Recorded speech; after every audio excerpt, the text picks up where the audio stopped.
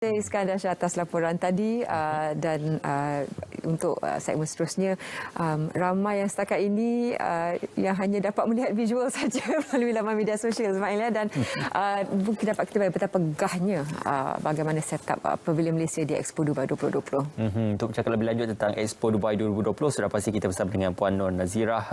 Mak Johan juga merupakan setiausaha bahagian hubungan antarabangsa Kementerian Belia dan Sukan. Assalamualaikum, selamat pagi Puan, apa khabar? Waalaikumsalam, selamat pagi Ismail dan Zariha. Okey, kita nak bercerita tentang Expo Dubai yang disertai oleh Malaysia juga sebagai antara negara peserta. Jadi mungkin di peringkat awal ini mukadimahnya boleh kita mulakan dengan bagaimanakah Malaysia ataupun penglibatan Malaysia dalam Expo Dubai pada kali ini. Oh, okey. Terima kasih atas soalan tersebut Ismail. Okey.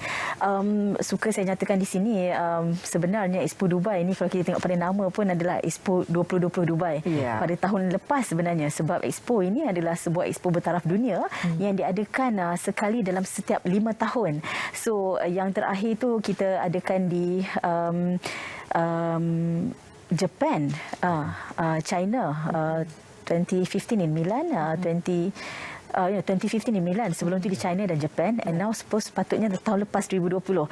Tapi disebabkan pandemik yang melanda seluruh dunia, jadi atas perjuangan bersama kebanyakan majoriti negara yang menyertainya, Expo ini sebenarnya diterajui oleh BIE, kita panggil urus setia dia, Biro International di Exposition. Jadi dia ada satu sekretariat di situ yang mengurus setiakan segala perkara berkaitan dengan Expo. Atas perjuangan bersama kebanyakan negara, kita ada lebih 190 buah negara menyertai. Jadi semuanya bersetuju untuk kita lanjutkan ke 1 tahun lagi. Jadi dia sebenarnya telah bermula pada 1 Oktober dan akan berakhir pada 31 Mac 2022. Jadi persiapan di pihak Malaysia untuk menyertainya sudah tentu kita ada masa tempoh dalam 2 tahun sebelum kita benar-benar ke Dubai pada 1 Oktober yang lepas. Untuk makluman, persiapan kita di Malaysia, kita sebenarnya untuk tempoh 6 bulan Expo ini kita melibatkan 22 buah kementerian, 5 buah kerajaan negeri dan 40 agensi. Jadi semua entiti ini termasuk JLC semua kita ambil turn minggu ke minggu. Jadi setiap minggu akan ada satu kementerian yang akan ke Dubai untuk menyelaras Pavilion Malaysia di Dubai berdasarkan tema yang kita telah tetapkan.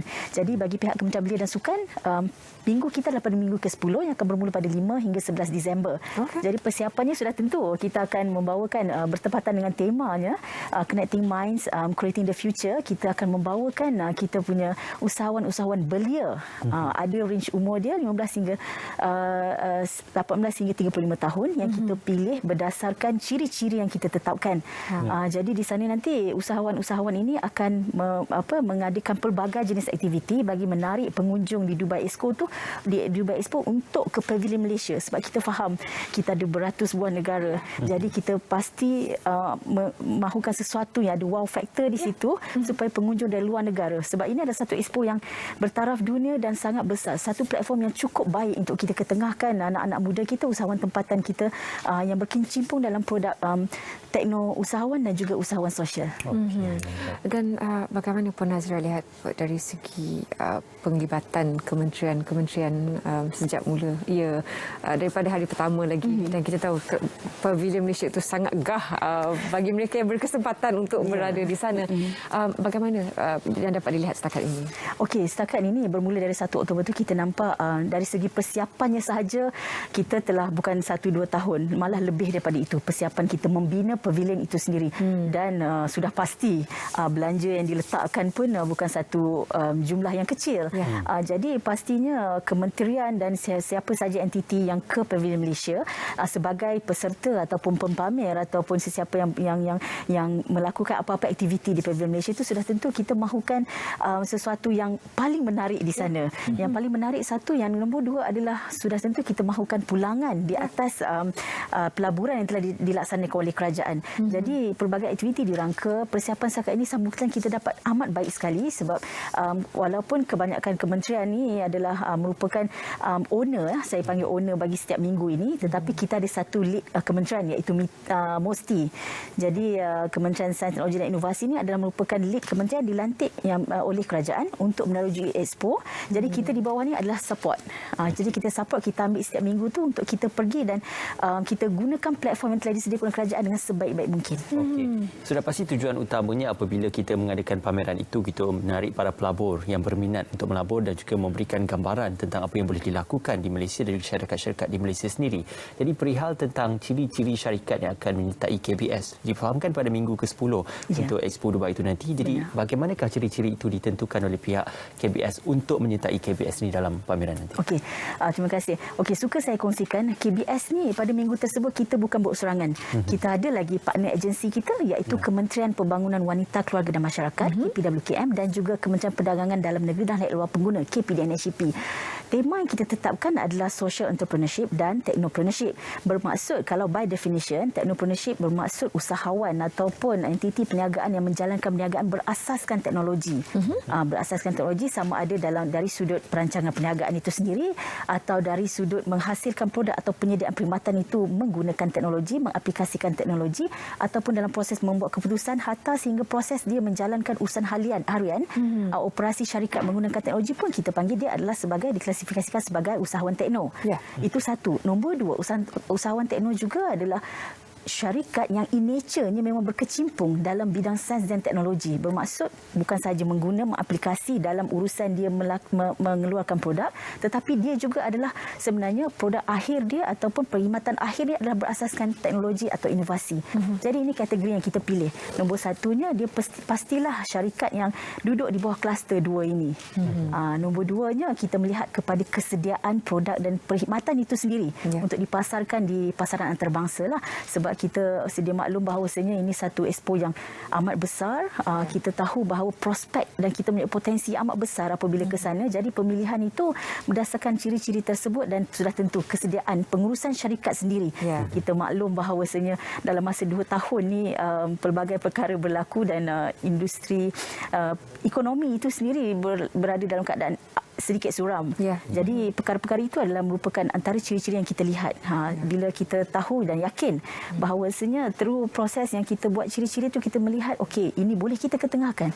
Of course kita akan memberi peluang. Puan Nazira, at the end of the day it's about the returns. Di hujungnya nanti pulangan. Secara fundamental ini adalah satu trade fair. Dan bagaimana antara aktiviti yang dibariskan untuk para usahawan, para peniaga yang telah pun berada di sana, apa yang menjadi crowd pula untuk mereka yang berada di sana? Okey, seperti saya maklumkan tadi, kita punya persiapan bukan untuk kita pergi pada 1 minggu 2 akan datang ini. Persiapan kita sebelum ini. Bukan sahaja di peringkat kementerian dan kerajaan, tetapi persiapan di pihak syarikat juga. Kita dah menyediakan satu platform online supaya syarikat ini dia tidak ke sana untuk memulakan dia punya negotiation, tetapi negotiation tu dah bermula sebelum ini lagi melalui online negotiation. Jadi di sana nanti kita akan mengadakan pelbagai aktiviti. Saya bagi contoh, kita ada MOU signing. Bermaksud daripada business to business punya MOU signing. Yang mana dia punya proses kerja negotiation tu berlaku sebelum ini. Di Dubai tu hanyalah untuk dia punya signing ceremony. Because dia dah conclude the negotiation sebelum ini, di sana untuk kita sign. Nombor 2, kita ada product launching di sana. Saya bagi contoh, kita ada satu alat penjagaan selepas berkatan. Alat pembersihan selepas berkatan. Jadi ini adalah satu satu platform yang baik kerana berkatan ni bukan saja untuk Muslim, untuk semua. Tambahan pula Expo Dubai ini adalah pertama kalinya Expo ini diadakan di Middle East, di Timur Tengah. Sebelum ini tak pernah. Kalau saya boleh sharekan, Expo ini bermula dari tahun 1851.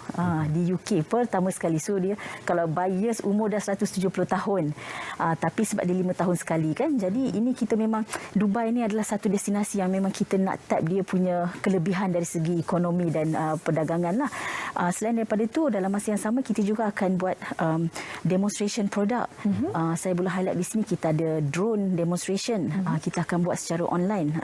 Dan kita juga akan ada yang saya fikir akan menjadi highlight adalah business matching juga. Kita ada forum, kita ada talk, kita ada padanan perniagaan business matching, dan kita akan bawakan juga kita punya jaguh trek basikal negara, Datuk Azizul Hasni Awang. Kita bawakan secara khas, walaupun secara kita sebenarnya berhajat nak bawa secara fizikal, tetapi atas kekangan immigration dan sebagainya, kita terpaksa membawakan beliau secara online. Tetapi saya fikir itu bukan sesuatu yang tidak boleh diterima, tapi itu kita memang menggunakan, mengoptimumkan peluang yang diberikan oleh kerajaan untuk kita bukan hanya untuk mempromosikan satu, of course kita akan ketengahkan the bicycle WXR Vortec yang beliau gunakan semasa Tamasya Sukan Olimpik baru-baru ini. Dan yang kedua itu adalah untuk commercialization, untuk teknologi produk itu tersendiri. Yang ketiga adalah untuk sports diplomasi lah. Selain daripada kita mengharapkan usahawan-usahawan belia ini untuk menggunakan platform Dubai Expo ini untuk mempromosikan, untuk penetrate international market, kita juga akan ketengahkan selaras dengan hasrat Yang Berhormat Menteri Belia dan Sukan sendiri untuk kita explore diplomasi melalui sukan.